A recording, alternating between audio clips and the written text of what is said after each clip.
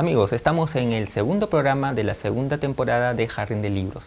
En esta oportunidad estamos en la librería del Fondo de Cultura Económica, quienes nos ha cedido su espacio para la grabación de este programa.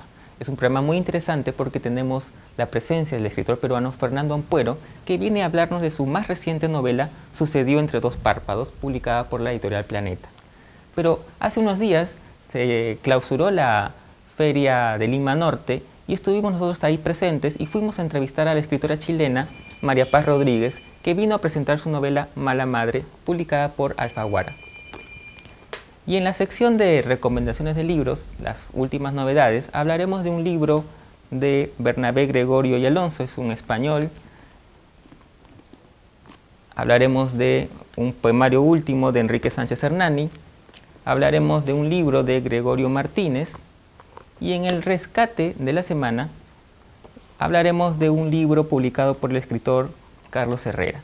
Nos vamos entonces hacia el Hotel Kingdom en Lince, donde entrevistamos a la escritora chilena María Paz Rodríguez. Y luego retornamos con la entrevista aquí a Fernando Ampuero.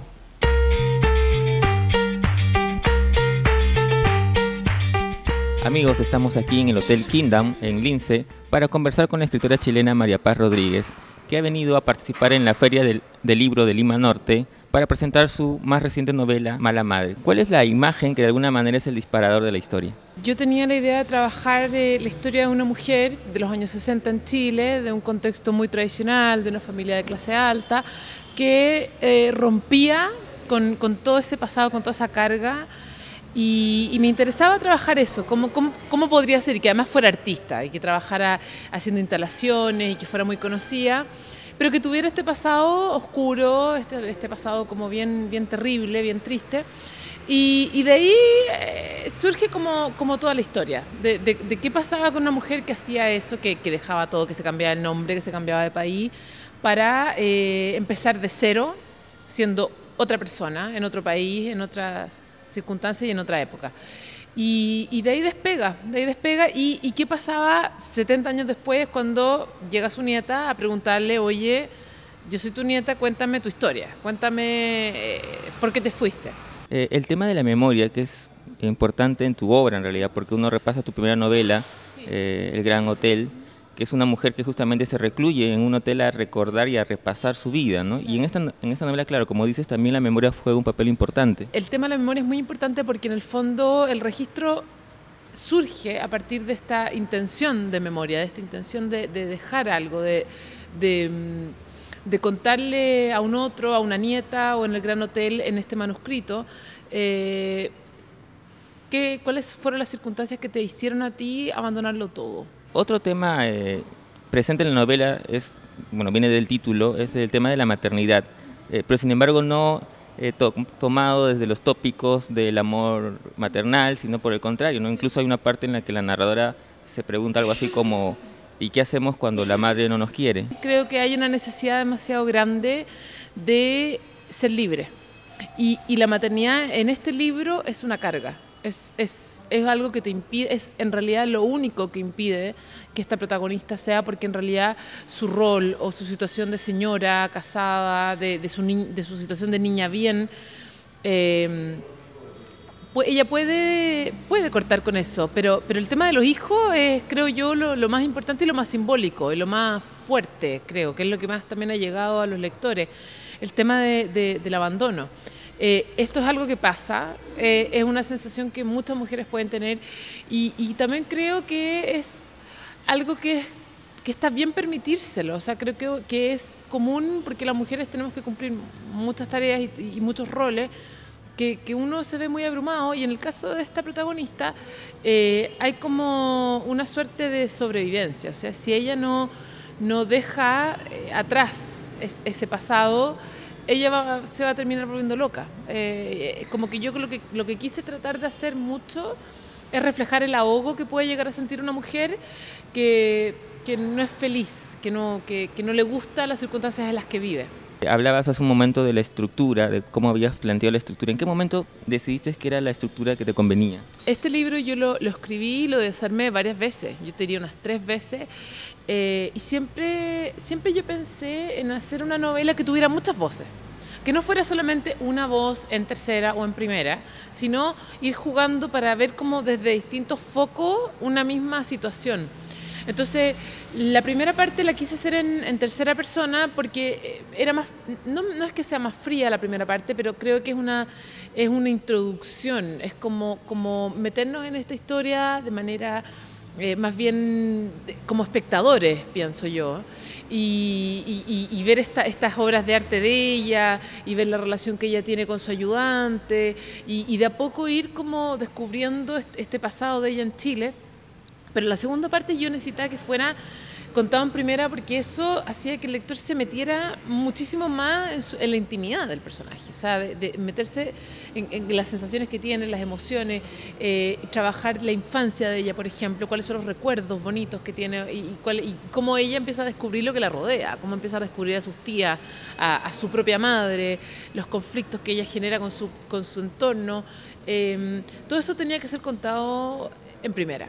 Entonces, de ahí fue dándose y de pronto yo sentía que faltaba más, que había que darle como una tercera vuelta a las voces, y ahí se me ocurrió la voz en segunda, que es una voz como mucho más de corriente conciencia, como que yo siento que te mete más en cómo, por ejemplo, cómo ella se habla a sí misma, cómo ella se siente, cómo ella piensa todavía en estos hijos y piensa en sus culpas, cómo ella, qué es lo que la lleva a ella a actuar. Entonces creo que esa voz es muy interesante porque siento que es lo que más engancha finalmente al lector y creo que es lo que más uno se puede identificar. Ahora sí, para terminar, una curiosidad mía. ¿Tienes gatos? ¿Te gustan los gatos? Cuando uno tiene un gato uno se vuelve un poco loca y habla todo el rato de ellos y saca sus fotos en el celular y las muestra y conversa con otra gente que tiene gatos y acapara la conversación y todo lo otro desaparece. Porque en la novela, amigos lectores, hay un gato, ¿no? Hay varios gatos. Sí, Sí. Hay uno que se llama como yo, por eso me acuerdo mucho de él. Mi gato se llama Carlos León y un poco es un homenaje a él. Y aparecen otros 6 gatos, que son los de la alemana, y es el gato que ella tiene también cuando niña. Y sí, es como una presencia que está siempre ahí, que está siempre como paseándose por los pasillos de estas casas antiguas o de su casa en Estados Unidos, en Iowa. Y es también la compañía, ¿verdad? Es que uno no está, en el caso de María Claro y en el caso de Tini, que son estas mujeres tan solas, pero están estos gatos que hacen esa contraparte, ¿verdad?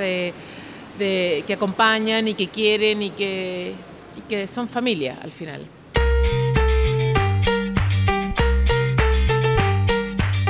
Estamos con el escritor Fernando Ampuero, quien nos va a hablar de su última novela, Sucedió entre dos párpados. Cuéntame un poquito cómo así surge esta historia, o mejor dicho, cómo surge la necesidad de narrar esta historia que está inspirada en algo que sucedió hace más de 40 años. Esta es una experiencia, en efecto, que sucedió hace 45 años y yo no pensaba contarla. Quizá en algún momento tuve una idea, ¿no? Porque yo ya desde esa época empezaba a hacer anotaciones en libretas. Pero un día encontré unas libretas viejas, amarillentas, leí unos cuantos párrafos de esta libreta y me acordé un poco de lo que era yo a los 20 años, o sea, a los 20 años era otra persona, por completo, ¿no? Y así empezó, me vinieron pues una serie de imágenes, una serie de situaciones, y me senté a escribir un relato que luego se convirtió en una novela. Y lo que sí noté desde un primer momento es que era un relato que me venía en otro registro. El registro que es totalmente distinto a tus libros anteriores. ¿Cómo logras la misma historia te lo pedía? Para empezar un libro siempre yo tengo que encontrar un tono y una imagen inicial. Y pues encontré el cielo serrano, ¿no? El azul, ¿no? Que luego será el mar peruano, el mar de mi juventud, otro azul, ¿no? Y a partir de ahí es que empecé a recordar pues todo lo que me había pasado, cómo fue que me enrolé de voluntario por un impulso, como se enrolan los chicos que van a la guerra. Me enrolé de voluntario porque en algún momento, y así lo cuento en la novela, vinieron unos reclutadores y nos dijeron hay 70.000 muertos, ¿no? en el terremoto al interior del país, esa era la cifra que se barajaba. No existía todavía defensa civil ni nada por el estilo. Necesitamos civiles porque los militares no se van a dar abasto. Y esa fue la razón por la que me enrolé. ¿Cómo llego a este lenguaje, a este tono? Creo que era el tono que correspondía. No podía poner el mismo tono seco y frío que puedo poner en algunas novelas noir o novelas negras o en algún otro tipo de texto. Era un tono un poco más, como te dije hace un momento, impresionista y más fiel a las emociones que provocaron esta historia, más fiel al periplo de este joven de 20 años, ¿no?, que va descubriendo su país en medio del caos y la mortandad. Otro elemento de la novela, ¿no?, cómo un personaje descubre su país en medio de este escenario tan terrible, digamos, ¿no? Es una historia de cosas que se perdieron. No solamente se perdieron la vida, las casas, los álbumes de fotos, en fin, todos los escenarios de las futuras nostalgias de quienes han vivido ahí, ¿no? Se perdieron montones de historias, entre ellas, por ejemplo, ¿quién era este payaso? ¿Ah? Se decía que era un chileno, pero habían otros, y una equitadora también chilena, pero también se hablaban de algunos catalanes, unos rumanos, unos polacos, dentro del elenco de este circo pobre, porque había un circo pobre ahí que fueron a los pocos que se salvaron por una casualidad, porque le dieron el sitio del estadio que estaba cerca del Cerro Dando para ahí montar su carpa, y estos fueron los que se salvaron. Se salvaron dos grupos, uno que subió al cementerio a ver a sus muertos, ¿no?, a llevarle flores, y otro que fue al circo y que luego subió al Cerro Dando y ahí. Otro elemento que me llamó mucho la atención y me gustó de la novela es la escritura, digamos, la escritura como una especie de entendimiento, de repente de catarsis también, y que de alguna manera une a dos personajes que son claves en la novela, ¿no? Por un lado está Leonardo, este niño que queda mudo por la impresión, ¿no?, y el protagonista Gustavo, que es este joven que va a ayudar y que tiene pues deseos de escribir y que hace anotaciones en un cuaderno, ¿no? Bueno, eso es lo curioso, hay un paralelo entre estos dos personajes, una cosa que fue surgiendo de una manera muy, muy natural, primero porque había un niño que había perdido la voz y que hacía anotaciones en papel y que me sirvió para yo desarrollar un personaje, que es el personaje de Leonardo. Y por el otro lado, un muchacho que quería ser escritor, que todavía era un autor inédito, que se parece mucho a mí, pero que no soy yo. ¿Ah?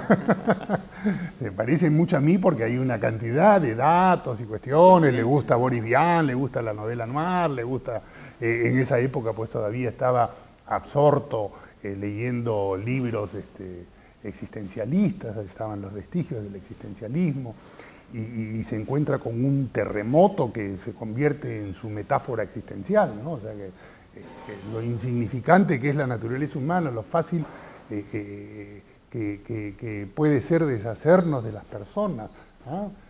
Lo fácil que puede morir la gente, lo fácil que es convivir con este dolor, con este drama, la necesidad de tener una ética de la desdicha, un modo de conducirse en este tipo de situación. Bueno, pero lo que tú me preguntabas era el paralelo entre dos personas que escriben, el niño que tiene una aptitud natural, hijo de una maestra que le enseña a escribir y que pronto esa enseñanza es capital para poder ir expresándose porque por un shock emocional, por un problema de este tipo se queda sin voz.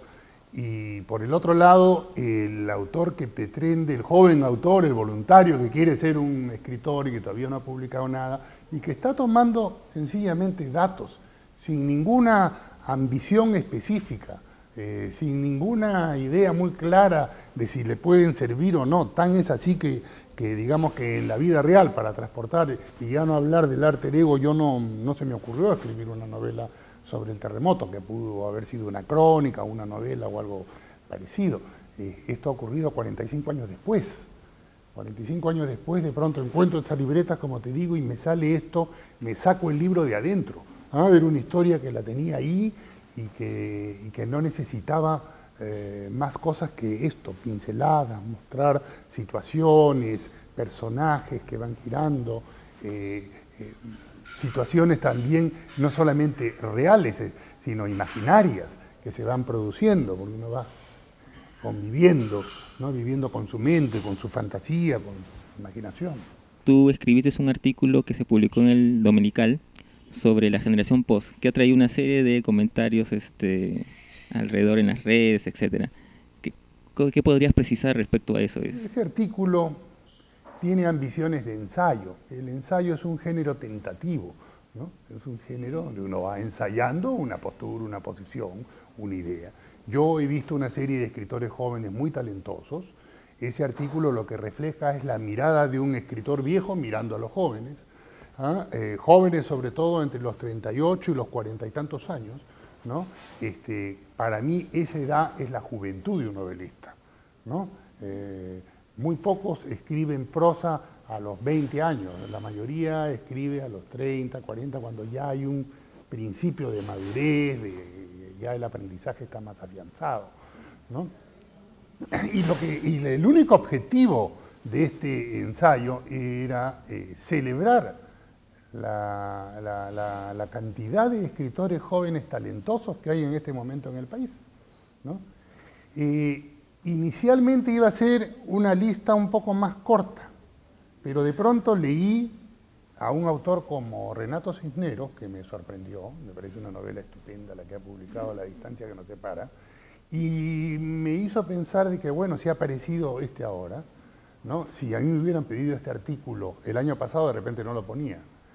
Entonces voy a hacer un grupo un poco más grande, con mucho potencial, que también me puede dar una sorpresa así dentro de poco. Y esa es la razón por la cual yo trato de un lado, dar unos nombres, y segundo, señalar una coyuntura especial, que todos pertenecen a una generación tecnológica, digamos, que es la de las redes sociales y la informática, en una generación en la que todos de una u otra manera están inscritos, porque ahora, bueno, eres un analfabeto si es que no sabes contestar el correo electrónico o mandar un Facebook, ¿no? Prácticamente. Y ese es todo. Y bueno, y señalando pues puntos claros, verificables, ¿no? Gente que postea, gente que tiene, que ya no puedo hablar, porque Scott Fitzgerald aparece en la era del jazz. Bueno, ellos aparecen en la era del Facebook y del post, ¿no? O sea, cosas que son escritores conservadores, digo, ¿no? No estoy insultándolos, ¿sabes? Estoy señalando que no están haciendo un tipo de literatura experimental, o sea, no hay 50 Mario Bellatín trabajando en el Perú, no hay. Mario Bellatín tiene cosas interesantes, experimentales, pero no es eso lo que se está mostrando. Hay autores que cuentan historias de una manera bastante clásica, porque fíjate, Joyce apareció hace 100 años con su catálogo de técnicas narrativas que ofrece el Ulises, ¿no? Kafka apareció hace 100 años también, para aportar una visión contemporánea de la realidad que vivimos. Entonces, estos cuentan historias con esas técnicas narrativas, con esa visión del mundo, y las van pues mostrando, y al mismo tiempo, no solamente no son conservadores, sino son narradores de historias, ¿no? Verdaderos narradores que quieren contar historias. No es una cosa que se pierde en la nada, no es el Nouveau Roman ni nada por el estilo. Esto es todo. Esto es todo lo que yo quise señalar. Vale la pena leer a estos muchachos, ¿no? Aportan una visión diferente, hay un trabajo bastante sólido en las novelas que ofrecen, y nada más.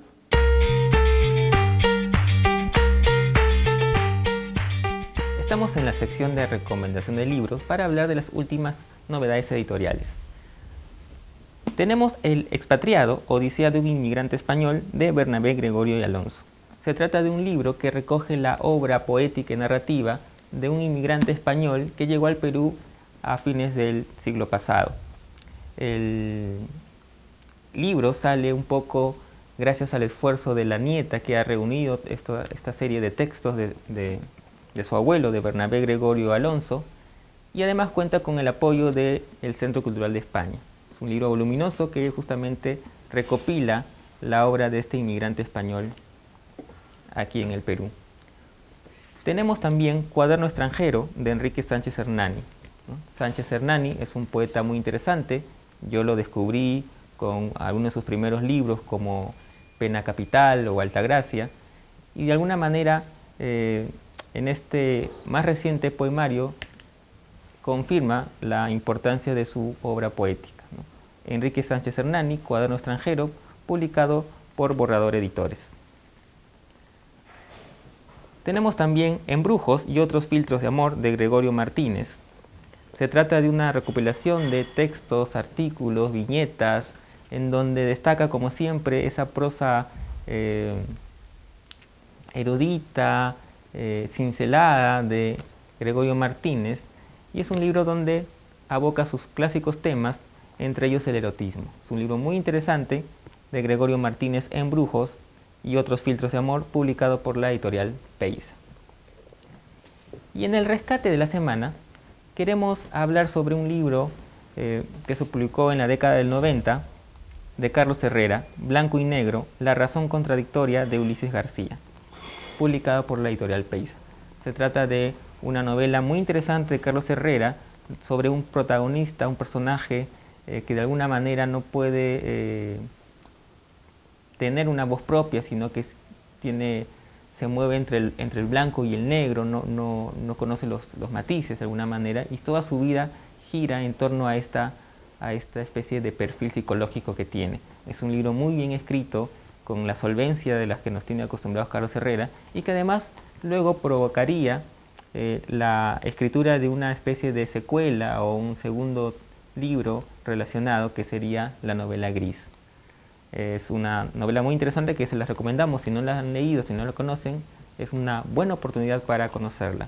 Blanco y Negro de Carlos Herrera. Eso ha sido todo por hoy, amigos, y ya saben de buscarlos en el Facebook, en nuestra página de Jardín de Libros, y estén atentos a esa página, porque vamos a sortear libros de la editorial Borrador a través de trivias, de preguntas relacionadas a escritores peruanos clásicos.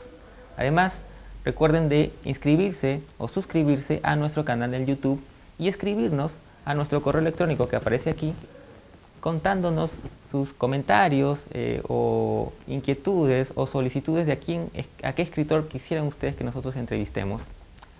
Y nosotros leeremos los más interesantes a través de nuestras cuentas y también aquí en el programa. Así que eso ha sido todo por hoy, y nos reencontramos nuevamente la próxima semana aquí en Jardín de Libros.